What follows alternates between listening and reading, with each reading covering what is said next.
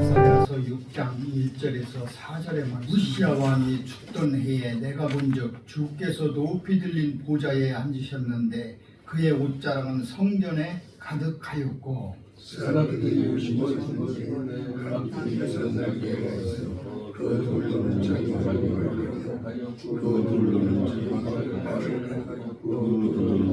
날며 서로 불러 이르되 거룩하다 거룩하다 거룩하다 만군의 여호와여 그의 영광이 온 땅에 충만하도다 하더라.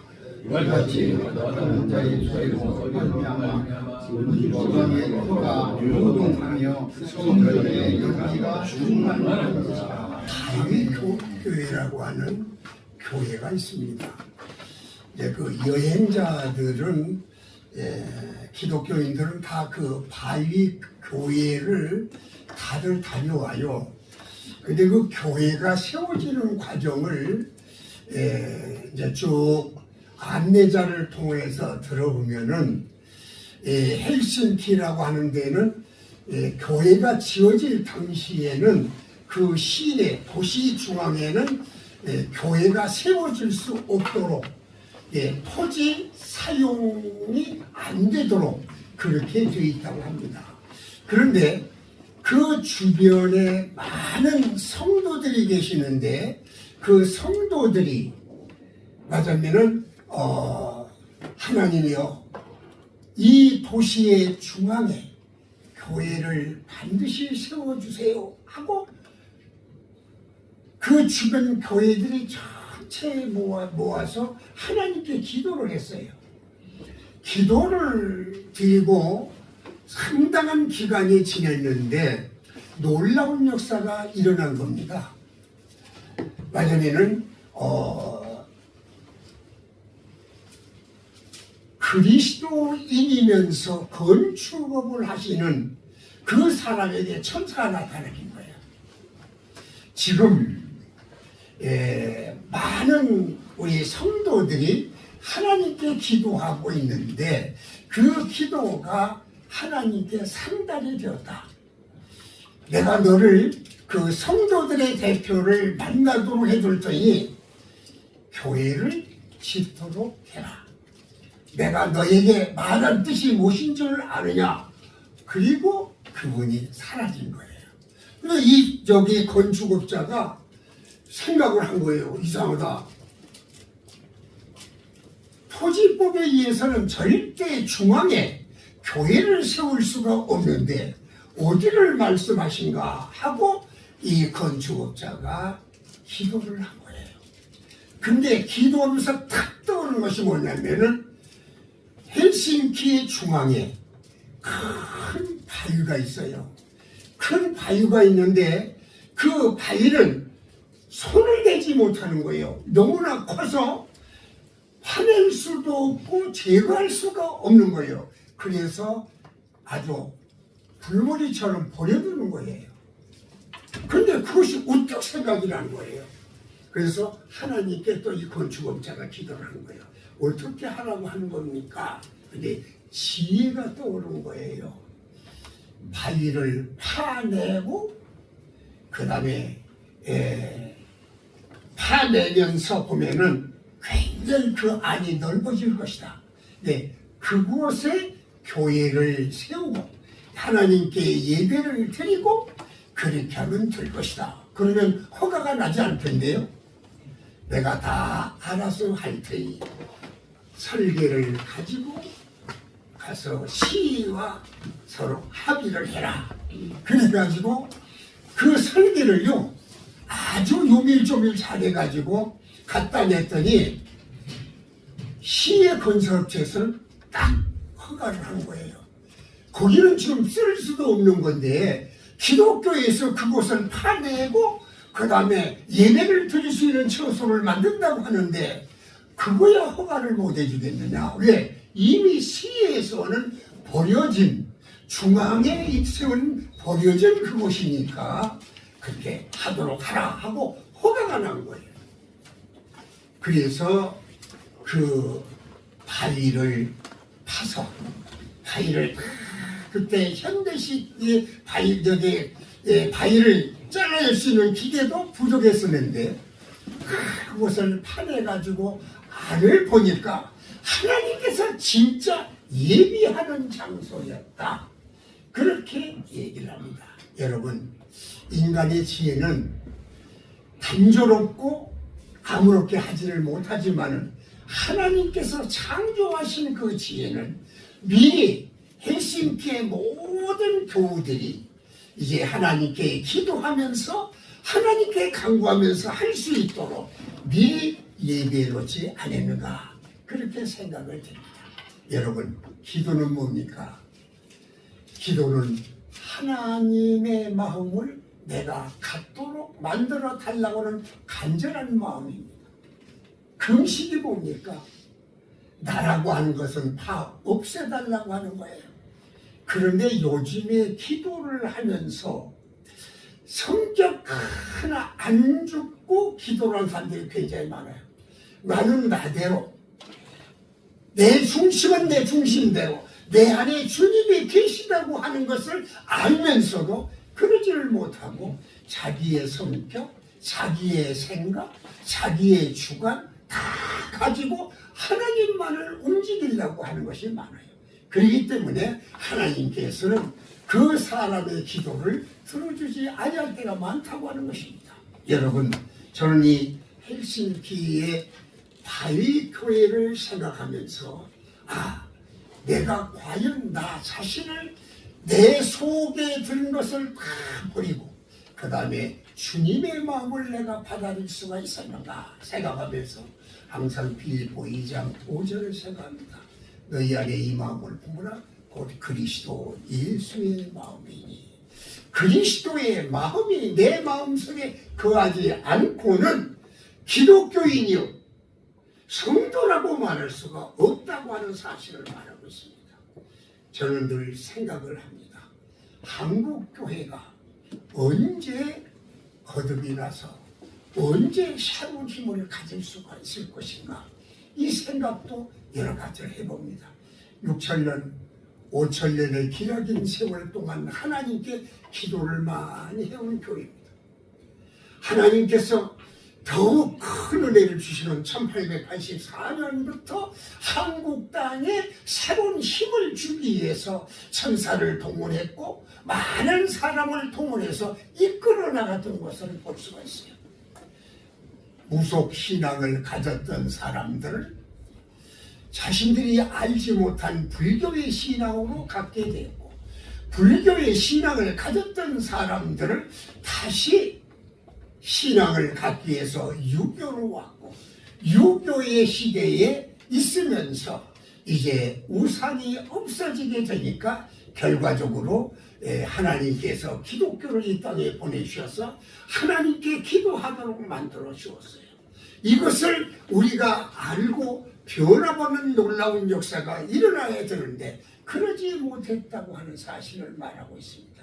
그래서 저는 오늘 이사야 6장 1절에서 4절을 중심으로 해서, 그것도 남유다 왕국이 이미 어려운 상태에 빠져 있는 거, 우시야 왕이 죽을 때거든요. 그러니까 슬픔에 잠겼고 나라가 어지러워졌고 나라가 참으로 어지러워진 그때에 이사야, 궁중 선지자인 이사야가 하나님께 간절히 기도하게 된 거예요. 이 국난을 어떻게 타결해 나갈 수가 있겠습니까? 이 어려움을 어떻게 해결해 나갈 수가 있습니까? 하고 하나님께 간절히 기도를 하는 거예요. 그때 이사야가 보는 놀라운 것은 하나님께서 자신의 부정을 말하자면 씻기 위해서 핀 숯불로 자기 입술을 찢어주신 거예요. 먼저 나와 하나님과의 관계를 정확하게 말하는 거예요.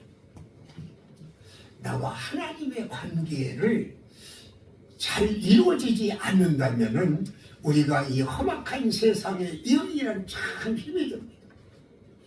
첫째, 나를 회개하게 하시고 나서 연단을 또 하시는 거예요. 우리가 잘 알고 있듯이 은은 한 끓는 그릇을 통해서 말하자면 순수한 순도를 맞춰내는 것입니다. 또 우리가 금은 잘 알다시피 크게 끓여내는 말하자면 하나님이 원하시는 그 순도를 맞추기 위해서 끓여냅니다. 그런데 사람은 뭡니까? 마음을 연단을 하십니다. 기도를 하는 사람은 반드시 연단이 있도록 되어 있습니다. 근데 그 연단을 못 이긴 거예요. 연단이 자기의 믿음을 더 한 단계 높여주기 위해서 해야 되는데 그걸 모르는 거예요. 그래서 자기의 성격을 낼 때도 있고 자기의 뜻대로 움직일 것도 있고 자기의 생각대로 움직일 때가 너무나 많다고 하는 거예요. 이것을 우리는 깨달을 때 다시 변하는 역사가 일어난다고 하는 것입니다. 그래서 항상 빌립보서를 통해서 하나님이 말씀하신 것은 너희가 이 마음을 품어라. 곧 그리스도 예수의 마음. 우리가 마태복음 26장에 쭉 보면은 12영의 천사에 관해서 얘기를 합니다. 이 12영은 그때 로마 군대의 편제를 예수님께서 말씀을 하시면서 나는 12영의 천사를 가지고 있으면서 활용을 안 한다 하는 말씀처럼 우리가 마태복음 26장에 보면 그렇게 말씀을 하고 있습니다. 우리가 한 명이 얼마입니까? 제가 이제 군대 생활을 하면서 그걸 작전부에서 있으면서 그걸 해보니까 로마 시대는 한 명이 보병이 6,100명이 한 영으로 되어 있어요. 그 다음에 경마부대가 726 말로 이렇게 편제가 되어서 한 영이라고 말을 하더라고요.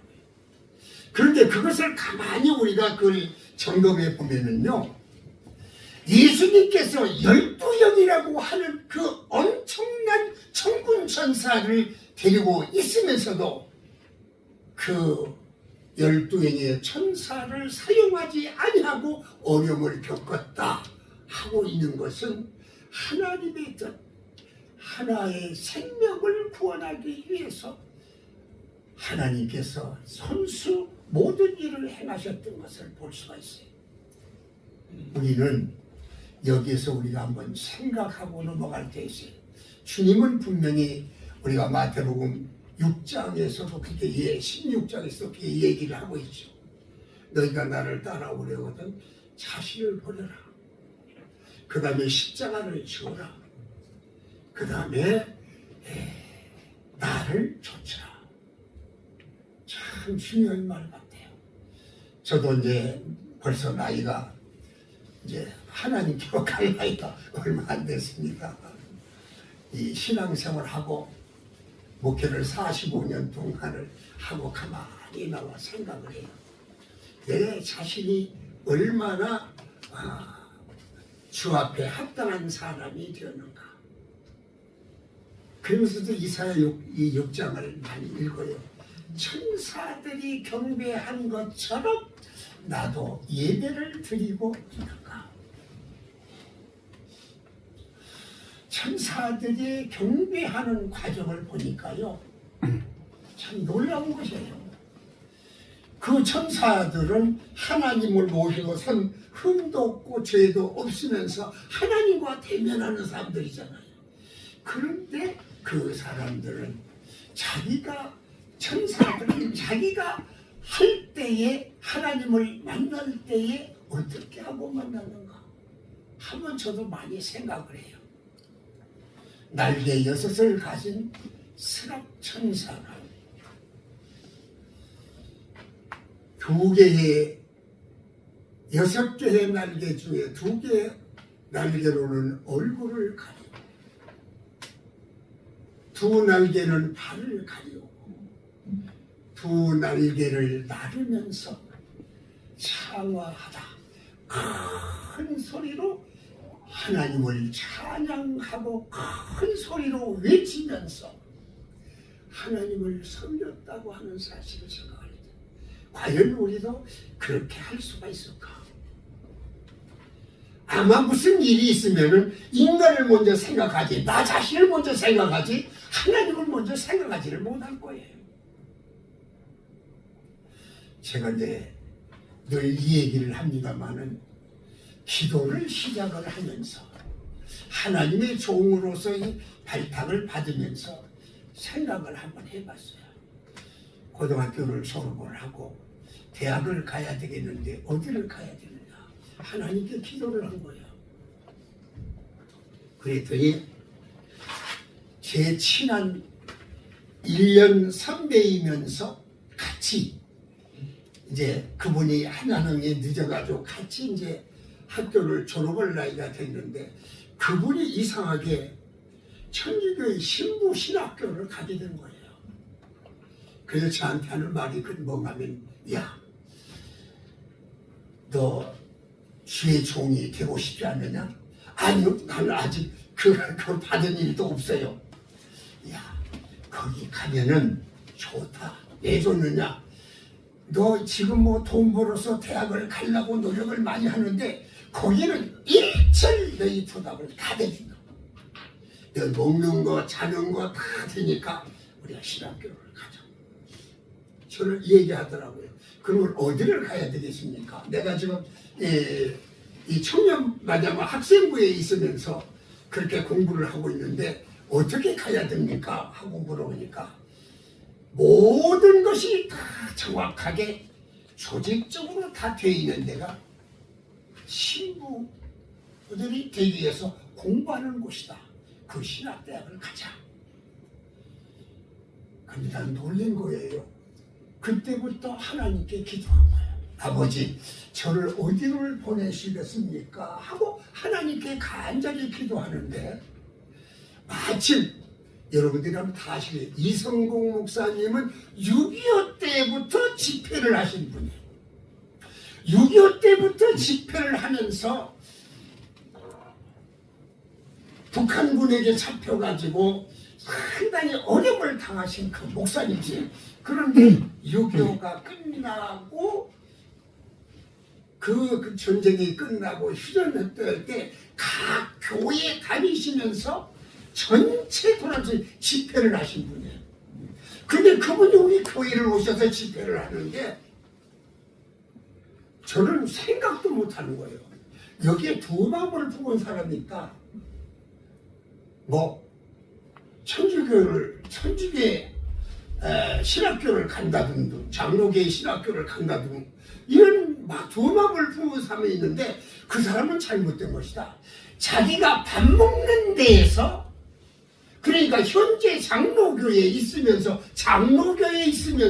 그 신학교를 가야 되지. 왜 뚱딴지같이 다른 신학교를 가려고 두 마음을 품었느냐, 품고 있느냐 하고 딱 지적을 하는데 가만히 기도한 거가 바짝 깬 거예요.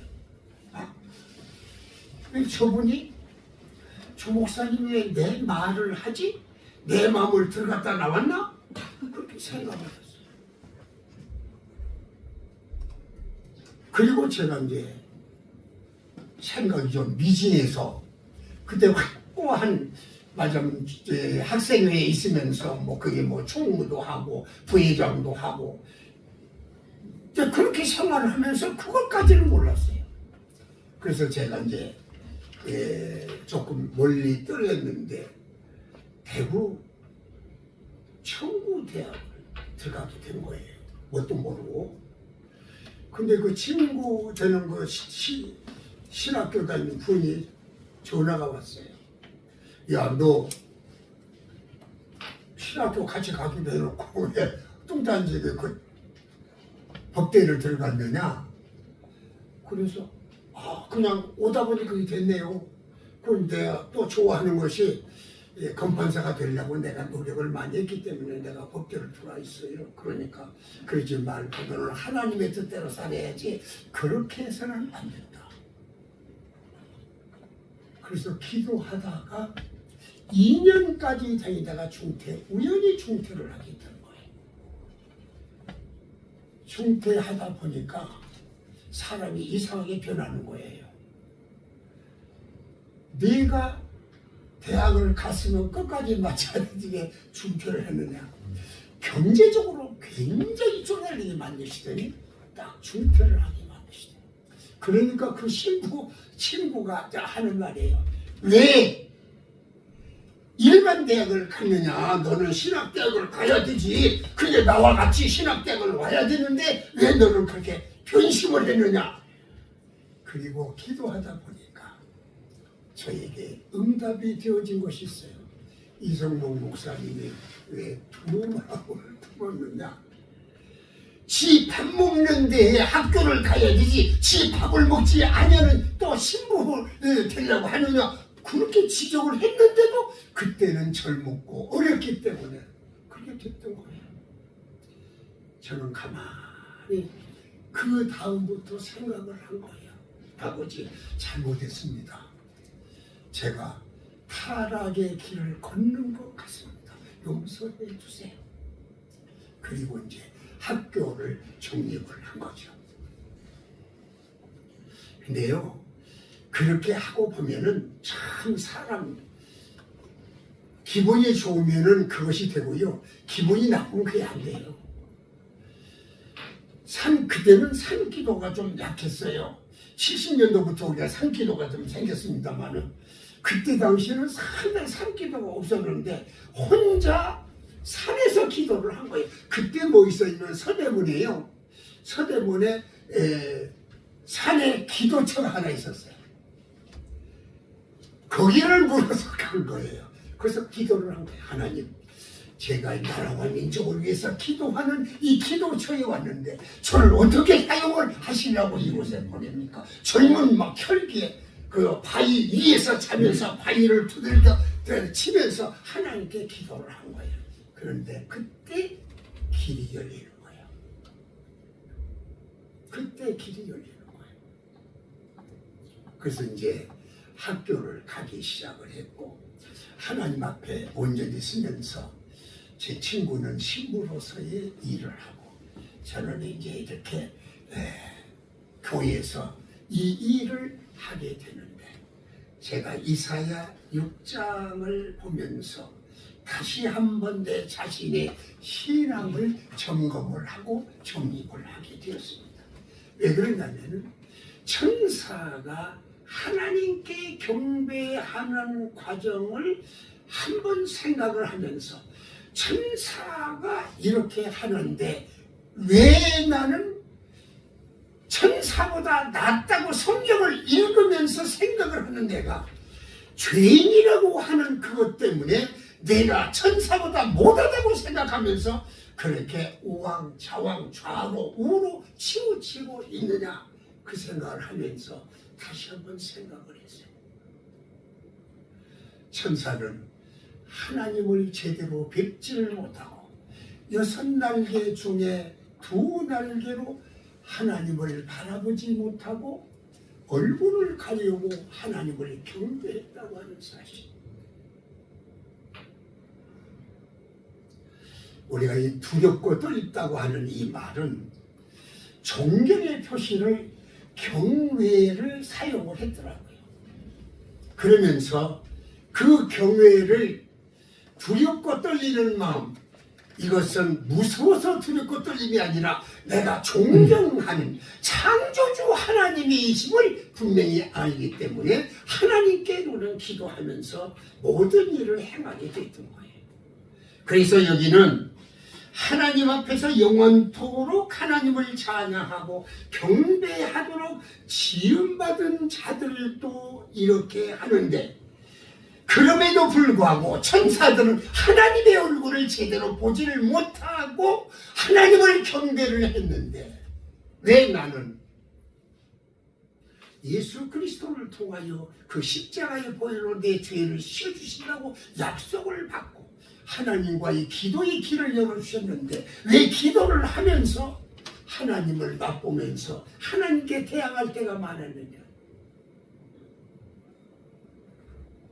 제가 좀 안 좋습니다만은 중간에 타락을 할 때도 있었어요. 그렇게 기도를 하면서도 경제에 쪼달리니까 하나님의 곁을 떠나고 돈을 벌려고 나갈 때도 있었어요. 근데 사람 참 감사해요.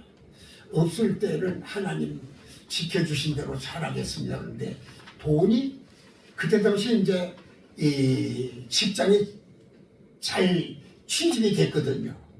그랬더니 직장에 취직을 하고 돈을 이제 벌게 되고 내 직위가 올라가니까요.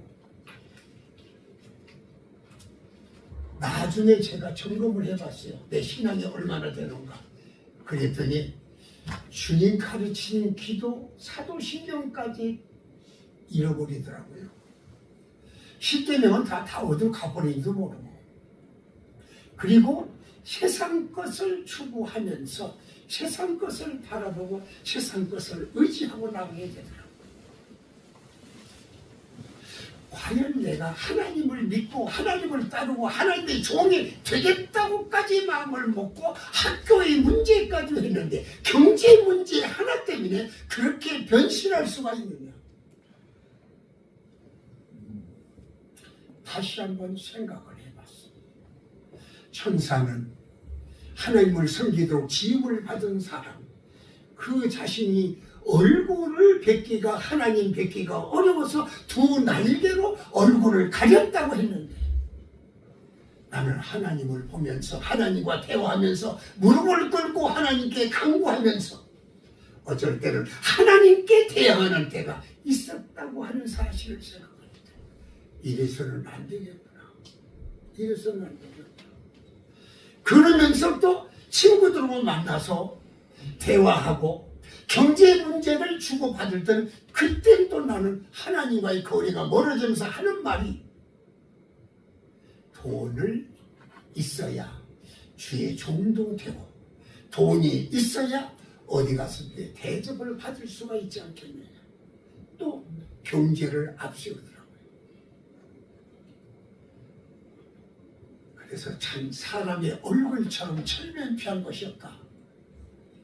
사람과 사람을 대할 때도 그렇게 되는데 하물며 사람이 변하면 얼마나 부끄러운 짓을 할까 그 생각을 많이 해볼 때가 많아요. 저는 신학교를 대학을 이제 졸업을 하고 강도사를 인원을 받으면서 시골 교회를 한번 선택을 해서 시골 교회를 갔어요.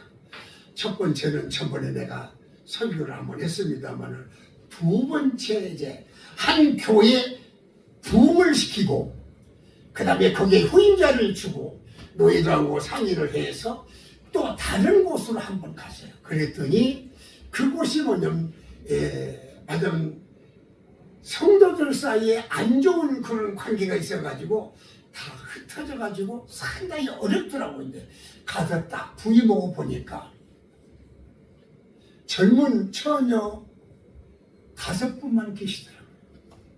그러니까 주일학교, 여름 성경학교도 못 하겠고 여름 모든 것을 할 수가 없어요. 교회 행사를 할 수가 없어요. 예배만 열심히 드리고 새벽 예배 드리지요. 주일 낮 예배, 밤은 저녁 예배, 그 다음에 금요 다 예배를 드리는데 우리의 자신들이 힘이 없어서 그 일을 잘 못 해나갔더라고요. 그것이 저에게 큰 어려움이 있었습니다만 그 어려움을 극복해 나가야 되는데 그러지를 못하더라고요. 그래서 하나님께 기도했어요. 아버지, 여기에 부자 한 사람만 보내주세요. 그러면 그 사람만 보내지만 주일학교도 여름 성경학교, 겨울 성경학교, 또 성경 공부도 다 시키면서 잘 부흥이 될 수가 있을 텐데 조건이 좋은데 왜 부잣집 하나를 안 보내주고 처녀 5, 청년 하나 이렇게 보내주면 제가 누구를 데리고 일을 하겠습니까? 하고 하나님께 간절히 기도를 한 거예요. 근데 놀라운 소식이 온 거예요. 놀라운 소식이 뭐냐면 그 지역에 경제성이 뛰어난 마장 부자인데 여성으로서의 너무나 몸이 비대해서 자기의 몸을 제대로 움직이지 못하는 분이 계셔. 자기의 몸을 제대로 못 움직이는데 앉아서 걸레질하고 걸어가지를 못하니까 엉덩이를 움직여서 청소를 하고 그런 집안이 있어요. 그런데 거기에 누구냐면 우리 처녀 중에 하나, 처녀 성도 중에 하나가 그 집에 일을 도와주러 다니는 분이 계셔. 이제 그분을 통하여 소식을 듣는 거예요. 제가 지금 가고 있는 그 집에는요, 그 주인 아주머니는 얼마나 덩치가 큰지 제대로 일어서지를 못하고 늘 엉덩이를 움직여서 청소를 한다. 돈은 많고 좋은데 그런 분이라고 하면서 자꾸 기쁨을 하더라고요. 그것은 기도해 주는 뜻이거든요. 그래서 하나님께 기도한 거예요. 아버지, 우리의 지금 여자 청년 하나가 그 집에 가서 일을 도와주고 있다고 하는데 그 집의 사람을 우리 교회로 이끌어오면 얼마나 좋겠습니까? 하고 하나님께 간절히 기도하는데 하나님께서 응답을 딱 또 해주신 거예요. 7개월 만에 응답이 되었는데요. 그 분이 다리에 신경통이 있어가지고 너무나 다리를 쑤시고 아프니까 아무리 가서 침뜸을 해도 낫지를 않아서 어려움을 겪고 있다고 하는 소식이 들은 거예요. 그래가지고 하나님께 간절히 기도하고 그 여자분을 우리 교회에 보내주시면 경제가 넉넉하다고 하니까 우리 교회 모든 일을 잘 행할 수가 있지 않겠느냐, 그렇게 하고 하나님께 간절히 기도했더니 하나님께서 그 길을 열어주신 거예요. 이 여자분이 너무나 아픈 거예요. 병원에 마침 거기에 그때 한방에 가서 침 맞고 약을 먹어도 말을 안 듣는 거예요. 그러니까 그 여자 청년이 이 얘기를 해요. 우리 교회 목사님을 불러다가 기도 한 번만 받으시면 아마 쑤시고 아프고 걷지도 못한데 걸을 수도 있을 것입니다 하고 이 얘기를 딱 심어준 거예요. 그러니까 이분이 있다가 한방에 가서 침 맞고 한방약에서 약을 지어다가 유명한 사람 말을 듣고 다들 해서 해도 병이 안 나는데 어떻게 젊은 목사를 불러다가 기도 한 번 받으면 자기가 낫게 되는 거예요. 그러니까 이 여자 청년이 팍 힘을 얻은 거예요. 우리 목사님은 아주 기도를 많이 하신 분이기 때문에 그거 고쳐주십니다. 그러니까 나를 믿지 말고 내가 말하는 하나님을 믿고 목사님을 불러보라. 근데 놀라운 기적이 일어난 거예요. 안수기도를 탁 하는데 그 마음이 이상하게 딱 내 마음으로 돌아와 버린 거예요. 안수기도를 하는데 그 마음이 내 마음으로 돌아와 버린 거예요. 그리고 예수 그리스도의 이름으로 기도를 탁 했어요. 자신 있게 했어요. 놀라운 것은 목사님이 계시니까 부끄러워서 말도 못하고 목사님이 계시니까 일어서 걸을 수도 없고 목사님이 가시면 내가 한번 해보려고 해요. 그래서 제가 얘기한 거예요. 목사를 보지 말고 집안에 형제를 보라고 생각하고 한번 일어서 보세요. 일어서도 될까요? 일어서라니까요. 일어서세요. 그런데 옆을 딱 잡으려고 하죠. 한번 일어서 보세요. 잡지 말고 일어서 보세요. 그랬더니 땅바닥을 탁 닫고 일어서는 거예요. 그러니까 아이고 내가 지금 꿈을 꾼 것입니까? 생십니까? 이렇게 걸어보지도 못하고 서보지도 못했는데 이렇게 서서 걸을 수가 있으니 너무나 감사합니다 하고 눈물을 막 쏟더라고요. 그런데 그분이 하는 말이 입에서 탁 나온 거예요. 그러면 내가 어떻게 다음을 해야 됩니까? 내가 우리 자매님에게 부탁할 것이 있어요. 교회에 나오셔서 반드시 주일을 지켜야 되고, 주일 어떻게 지켜야 돼요? 낮 예배 나오시고 밤 예배 나오시고 수요 밤 예배 나오시고 금요일 날은 또 우리가 모여서 기도회를 해요. 그 기도회에 나오셔야 됩니다. 건강한데 왜 그걸 못 나갑니까? 그건 하겠습니다. 저는요, 내 집에서 돈 달라고 하는 말만 안 하면, 내 집에 무슨 물건만 달라고 하지 않으면 나는 내 몸으로는 뭐든지 할 수가 있어요. 너무나 감사한 말인데 우리 교회는 달라고 하지 않습니다. 우리 교회는 줍니다. 그게 걱정하지 말고 나오세요. 그래가지고 그분이 이제 몸이 건강하시니까 고를 수가 있죠. 아픈데 쑤시고 잠을 못 잤던 사람이 잠을 자기 시작하니까 이분이 뭐만 기다리면 주일날만 기다린 거예요. 그래서 그 여자 청년을 통해서 그분을 모시고 온 거예요. 오셔서 하나님께 간절히 기도하고 예배드리고 하는데 제가 상당히 조심을 해요. 설교할 때 헌금에 관한 얘기를 안 했어요. 헌금이 왜 그러냐, 헌금을 내라고 하면 이분이 안 나올 것 같아서 헌금 얘기를 안 했어요. 근데 놀라운 것은 6개월이 지난 뒤에 하나님의 말씀을 증거하면서 자기의 하나님께 헌물을 드리지 않으면 그건 도둑이다 하다 이제 11조 기면서 이해하면서 도둑이라고 했더니 이분이 나도 모르는데 주일날 저녁에 안 나왔어요.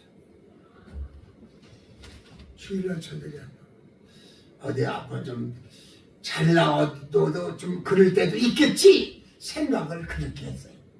그랬더니 참판이 젊은 목사가 입도 더럽게 자기 재산을 많이 가지고 있으면 도둑이라고 했다고. 자기 재산에 대해서 얘기한 것도 없는데 하나님께 헌물을 드리지 않으면 도둑이라고 했더니 자기의 재물을 욕심이 나서 자기에게 도둑이라고 했다고. 그 다음도 비틀어져 버린 거야.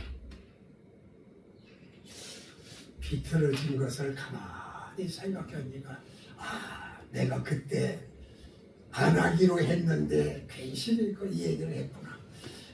성령 세례를 받고 그가 믿음이 들어가고 세례를 회개하고 세례 받고 그 다음에 다 전체상으로 해놓고 그 얘기를 해야 했는데 그걸 잘못했구나. 그렇게 생각을 하고 저는 열심히 기도를 했어요. 아버지, 제 젊은 목사의 입이 방정이었습니다.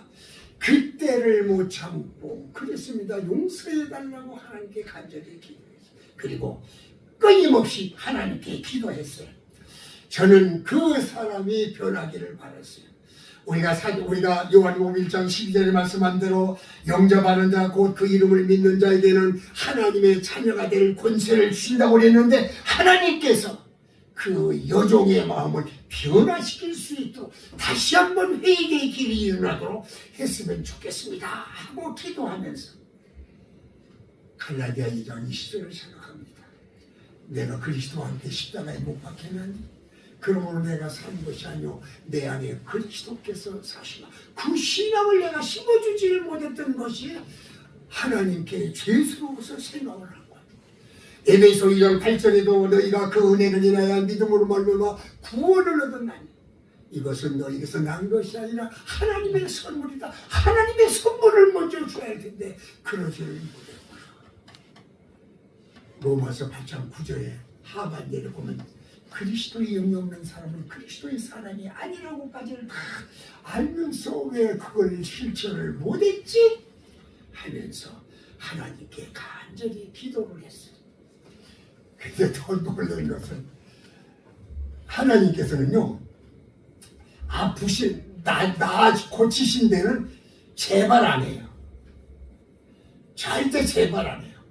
이제는 어디가 아프요? 허리가 아픈 거예요. 허리가 아프니까 일어서지도 못하고 허리가 아프니까 제대로 구부리지도 못하고 어려움을 겪는 거예요. 근데 그 청년이 딱 갔다 와서 그래요. 목사님, 그분이 또 아파요. 어디가 아프나 그래요? 그랬더니 전번에 쑤시고 아프고 잠 못 자고 그랬는데 그것은 이상이 없는데 허리가 아파가지고 허리가 구부러지지도 않고 펴지지도 않고 허리가 너무나 아파가지고 안절부절하는 거예요. 안절부절. 그러니까 잠을 못 잘 수밖에 없죠. 그런데 청년한테 이 얘기를 한 거예요. 청년이 다시 우리 목사님을 모셔다가 기도받으면 처음것처럼 그냥 고침을 받고 건강에 회복이 되니까 걱정하지 말고 나오시면 된다고. 그래 그분이 하는 말이에요. 염치가 있는 분이에요. 젊은 목사님을 어떻게 볼 수가 있겠느냐. 미안해서. 젊은 목사가 미안해서 어떻게 보겠냐고. 그래 우리 목사님은 미안하고 그런 거 안 따지고요. 교회 나오신 것만 따져요. 그래 교회만 나오시면 돼요. 우리 목사님 모시고 올까요? 승낙을 받으면 왜? 잠을 못 자죠. 허리가 아프니까 펴지지도 않죠. 참 어렵죠. 그런데 한번 염치가 없지만 한번 다녀가셨으면 좋겠다. 그래가지고 이제 저를 불러서 그 여자 청년하고 같이 간 거예요. 저도 입이 방정이죠.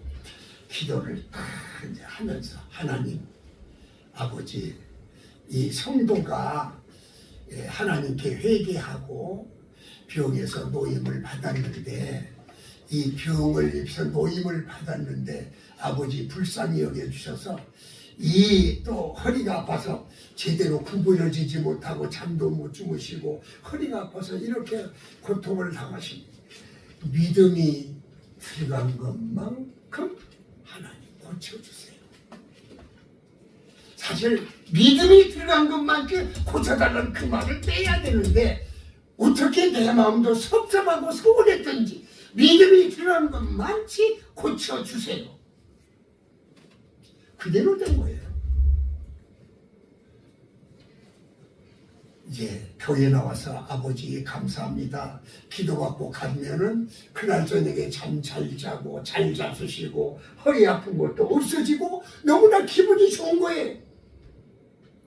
그런데 마음에 또 젊은 목사님이 나한테 또 도둑이라고 말하면 어떤 이런 마음만 생기면 또 아픈 거예요. 그래서 와서 또 교회에 와서 기도하고 간구하고 하나님 앞에 간절히 잘못했다고 하면은 그날 저희 잠 잘 자고 허리가 아픈 것이 이사 오시 허리가 안 아프고 이것이요 장장 3개월이 가더라고요. 사람이 처음에 와서 회개하고 통회하면은요 회개하고 통회하면은 처음은 너무나 멋있게 잘 이루어져요. 그런데 재발이 되고 하면은 하나님께서 그것을 아신 것 같아요. 믿음이 들어간 것만치 나은 거예요. 이 심의의사 시간에 제가 그걸 한번 해보면은 거기가 다 그래요. 하나님의 마음도 내 마음도 같은 것 같아요. 자, 우리의 자신이 얼마나 중요하느냐. 두 번째 말씀이에요. 천사가 두 번째 날개를 펴서 자기의 발을 감추었다고 해요. 이 발은 겸손, 이 발은 자기 자신을 부인하는 거예요. 신앙에 들어갈 때가 언제 들어가느냐? 여기에 겸손이 있을 때 들어가고 신앙이 언제 들어가느냐? 자기를 부정할 때 들어가는 거예요. 너무나 목사님들 잘 아시는 사실이에요. 근데 나는 실질적으로 경험한 것을 제가 말씀을 드립니다. 자기의 이 교만이라는 것이 얼마나 무서운 것인지 알 수가 있잖아요. 그 내 자신도 목사님들도 내 자신도 교만한지 모르고 교만할 때가 많아요. 자기가 실언을 해놓고도 그걸 합리화시키려고 내가 미안합니다. 내가 실언을 했군요. 얼마나 좋아요. 그 말을 못한 거예요. 목사가 한 번 했으면 됐지. 그건 하나님이 인정하신 거 아니에요. 성도한테도 미안하다고 죄송합니다. 아마 내가 말하다 보니까 실수를 했군요. 이건 나와야 돼요, 겸손히. 근데 그걸 합리화시키려고 자꾸 말하기 때문에 오늘날 한국교회가 왜 지탄을 받고 왜 한국교회를 연결하느냐. 목사들이 입에서 실수한 건 잘못했다고 실수를 했다고 하는 것을 말을 해야 되는데 실수했다는 얘기를 하는 거예요. 자기를 부정을 하는 거예요. 아직도 자기가 살아있다고 하는 거예요. 이거 참 우리가 조심해야 돼요. 저도 기도하면서 찬송하면서 어떻게든 내가 주의 영광을 위해서 힘쓰려면 내 자신이 부정을 없애야 되는데, 내 자신을 부정해야 하고 내가 겸손해야 되는데 그것을 내놓지 못할 때가 많다는 거예요. 저는 느부갓네살 왕이 교만을 해서 어떻게 됐느냐, 왕으로 있다가 짐승까지 변했잖아요. 짐승처럼 풀도 먹고 짐승과 같이 생활하고 그렇게 저주를 받았던 것이 있잖아요. 근데 이 성경에 보니까 그래요. 하나님 앞에 교만했던 사람이 느부갓네살에게 얼마나 큰 저주를 줬느냐, 부정된 것을 줬냐면은 소처럼 풀을 먹게 하고 몸이 하늘에 이슬에 젖게 하고 머리털이 독수리 털같이 하고 손톱은 새 발톱과 같았더라는 것은 인간이 그렇게 변하고 동물처럼 변화해요. 왜? 그가 교만했어요. 어떤 교만이 있었냐? 내가 이 교만을 한번 봐드릴게요. 그가 교만이 얼마나 했느냐? 다니엘 4장 30절에 보면은 나 왕이 말하여 가로되 이 큰 바벨론은 내가 내 능력과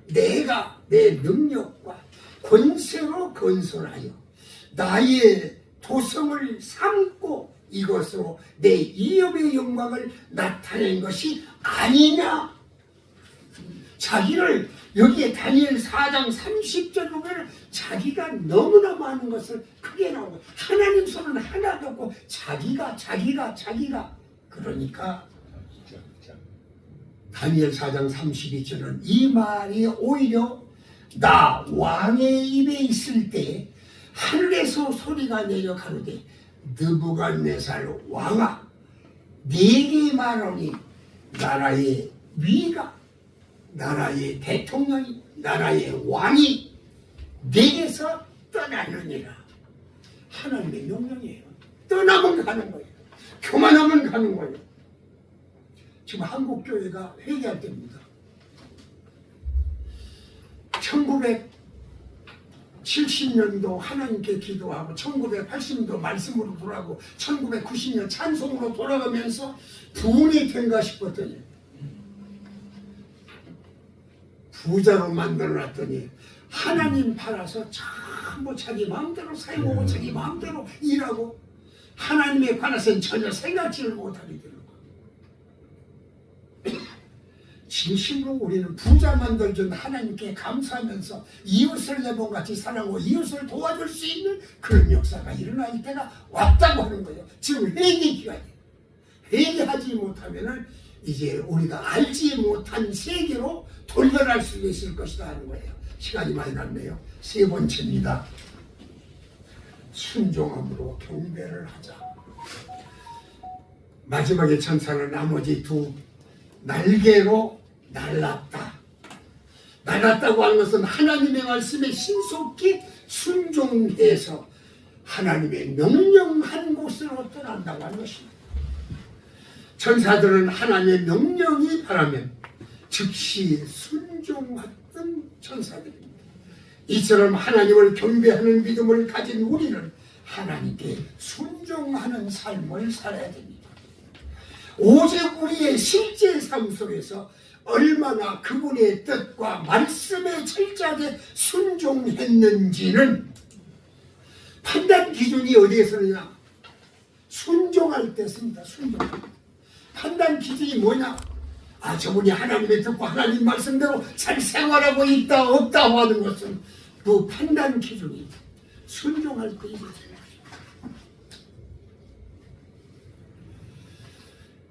이스라엘 백성들이 왜 저주를 받았습니까?